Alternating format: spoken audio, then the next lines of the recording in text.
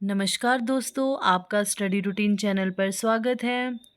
तो आज हम करने जा रहे हैं भारतेंदु युग के कुछ महत्वपूर्ण प्रश्न। तो चलिए चलते हैं पहले प्रश्न पर। पहला प्रश्न है, भारतेंदु जी ने किस नाटक में स्वयं अभिनय किया है? तो भारतेंदु जी ने जो है किस नाटक में अभिनय किया है? तो ये जानकी मंगल में किया है, जो कि शीतला प्रसाद त्रिपाठी द्वारा रचित 1868 में रचा गया है यह नाटक। तो वैसे तो भारतेंदु जी ने तीन तीन नाटकों में जो है जो नाटक है उनमें अभिनय किया था। जैसे कि जो जानकी मंगल है शीतला प्रसाद त्रिपाठी द्वारा, इसमें उन्होंने लक्ष्मण की भूमिका निभाई थी। ठीक है, इसमें लक्ष्मण की भूमिका निभाई थी। एक भारतेंदु जी का मौलिक नाटक है नील देवी। ठीक है, नील देवी, उसमें उन्होंने पागल की भूमिका निभाई थी। ठीक है, पागल की भूमिका निभाई थी। और एक और नाटक है सत्य हरिश्चंद्र। ये भी भारतेंदु हरिश्चंद्र जी का ही एक अनुदित नाटक है ये इनका।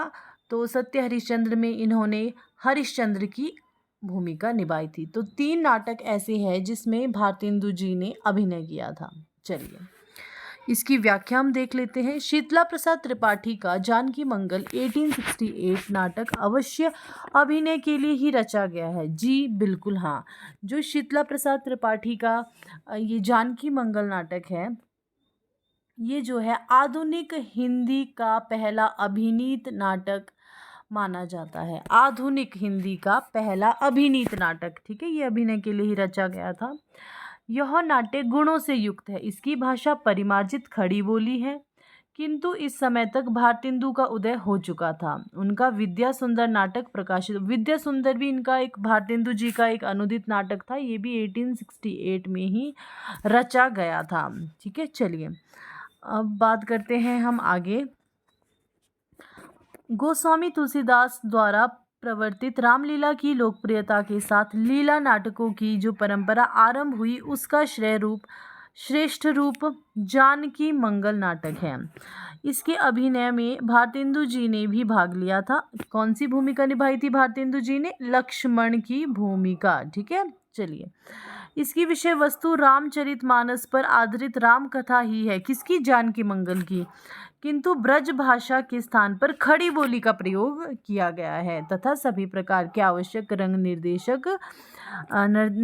निर्देश के कारण यह नाटक भारतेंदु द्वारा प्रवर्तित साहित्यिक नाटकों की परंपरा से जुड़ जाता है। चलिए नेक्स्ट क्वेश्चन है, काशी में नेशनल थिएटर की स्थापना किसने की थी, या फिर स्थापना के प्रेरक कौन रहे हैं? तो भारतेंदु जी ही रहे हैं।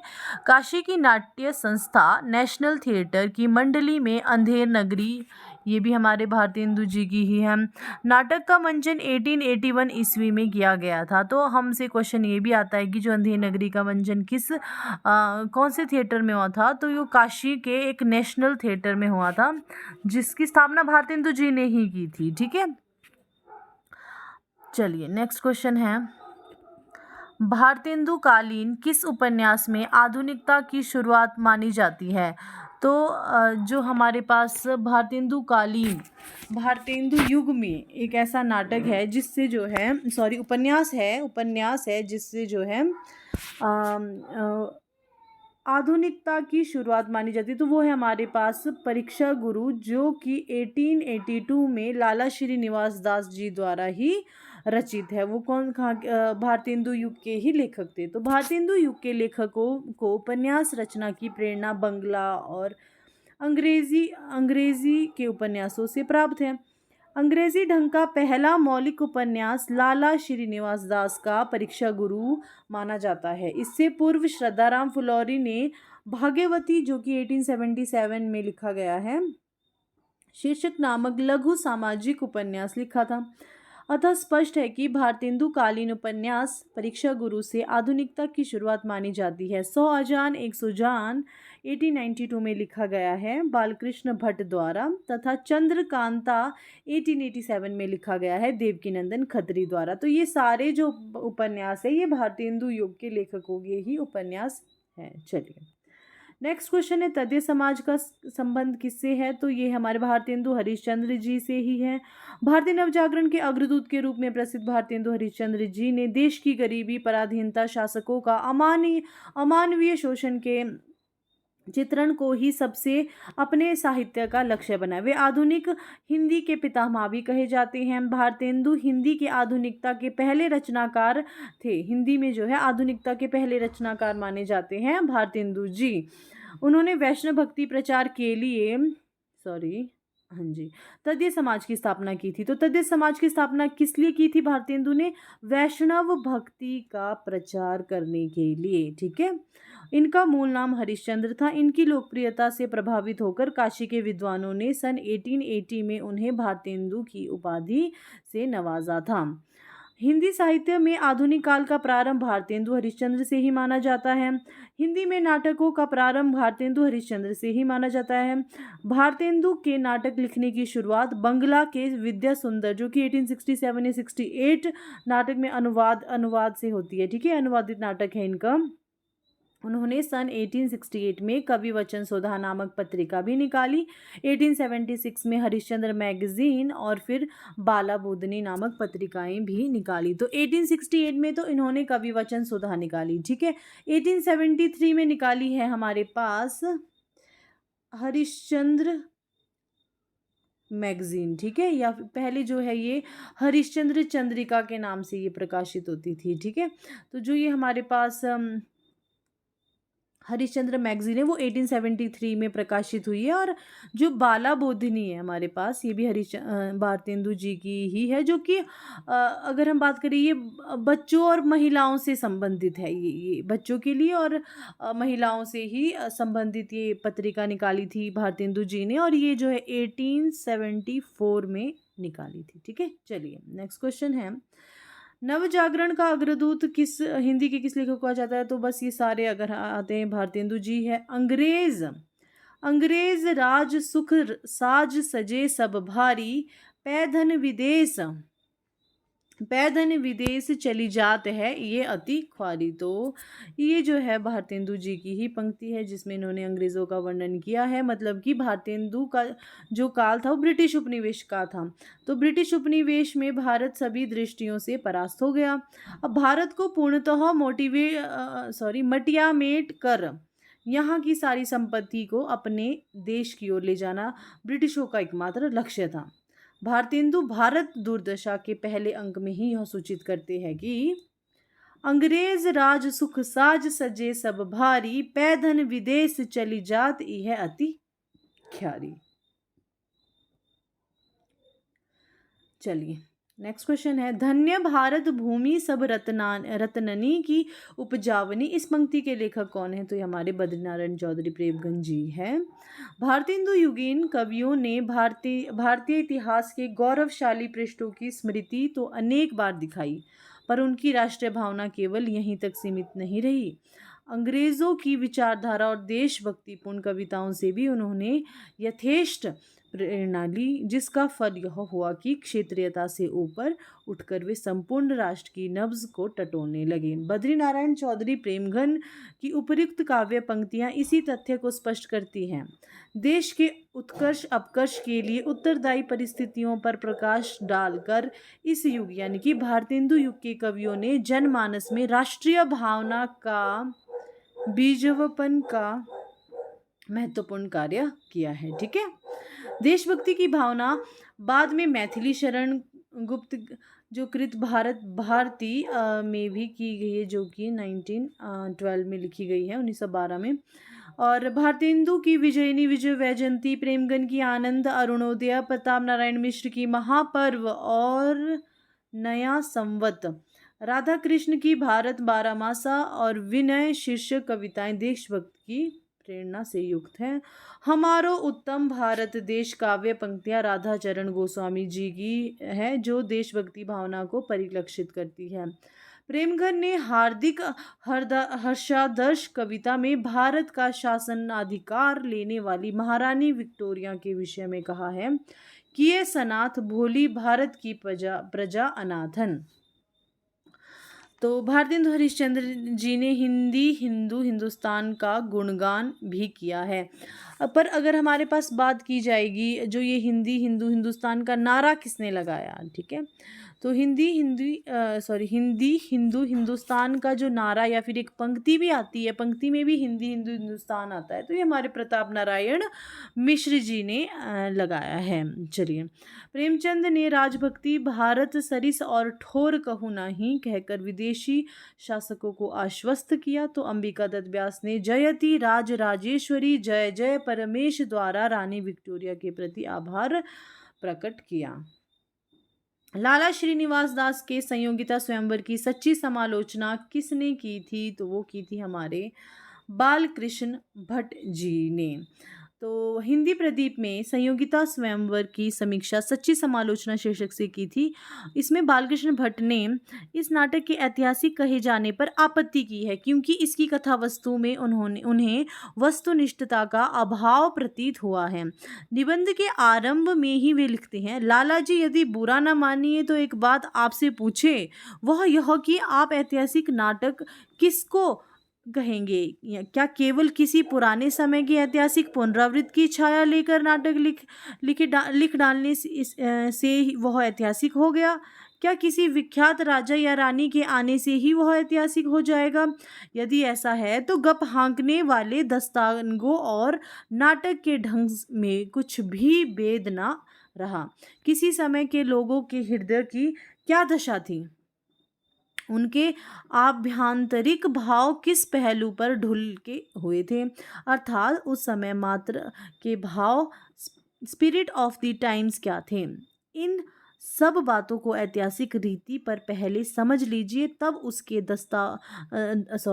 उसके दर्शाने का भी यत्न नाटकों द्वारा कीजिए। तात्पर्य यह है कि संयोगिता स्वयंवर नाटक जो है हमारे पास ऐतिहासिक नाम वाले पात्रों को लेकर लिखा गया एक किस्सा है, ऐतिहासिक नाटक नहीं है, ठीक है। ऐतिहासिक नाम वाले पात्रों को लेकर लिखा गया एक किस्सा है, पर ऐतिहासिक नाटक नहीं है, क्योंकि इसमें लेखक ने अपने ऐतिहासिक बोध का परिचय नहीं दिया है।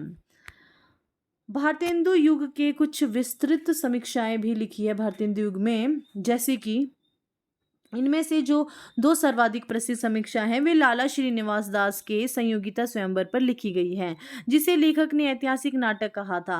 पहली समीक्षा हिंदी प्रदीप यानी कि अप्रैल 1886 में निकली थी, और दूसरी आनंद कादम्बिनी जो भी 1886 में ही निकली थी, ठीक है, बस थोड़ा आगे पीछे निकली थी। इसका एक प्रमाण यह भी है कि आनंद कादम्बिनी में प्रकाशित समीक्षा में हिंदी प्रदीप में प्रकाशित समीक्षा का हवाला दिया गया, ठीक है, और दोनों समीक्षाओं में से किसी समीक्षा के साथ उसके लेखक के नाम का उल्लेख नहीं है, जिससे यह अनुमान होता है कि ये समीक्षा स्वयं संपादकों द्वारा लिखी गई है। बालकृष्ण भट्ट ने किशोरीलाल गोस्वामी की कविता पुस्तक समस्या पूर्ति मंजरी की हिंदी प्रदीप में समीक्षा करते हुए लिखा था, इसकी संपूर्ण कविताएं केवल श्रृंगार रस की ना हो, थोड़ी सी सामयिक देश भलाई के संबंध में भी होती तो सोना और सुगंधित कहा जाता। इस प्रकार उन्होंने शंकर दीक्षित नामक एक कवि की कविता पुस्तक माधुरी विलास की समीक्षा करते हुए कहा, हिंदी प्रदीप में ही यह लिखा था कि देशोपकारी बातें यह कविता की जाती तो अधिक लाभ होता।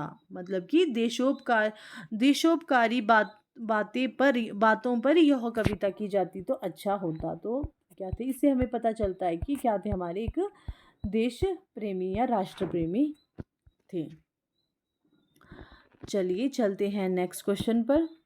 मेघदूत काव्य का खड़ी बोली में अनुवाद किसने किया? तो मेघदूत काव्य का खड़ी बोली में अनुवाद किया है हमारे लक्ष्मण सिंह ने। लक्ष्मण जी ने मेघदूत, रघुवंश और शकुंतला, इन तीनों कालिदास के इन तीनों रचनाओं पर क्या किया है, इन्होंने अनुवाद किया है इन्होंने, ठीक है।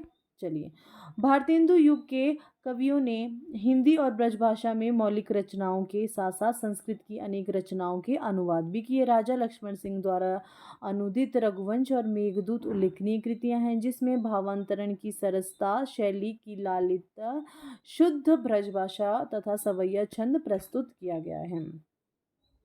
और ठाकुर जगमोहन सिंह द्वारा अनुदित रचनाएं ऋतु संहार और मेघदूत है। ठीक है,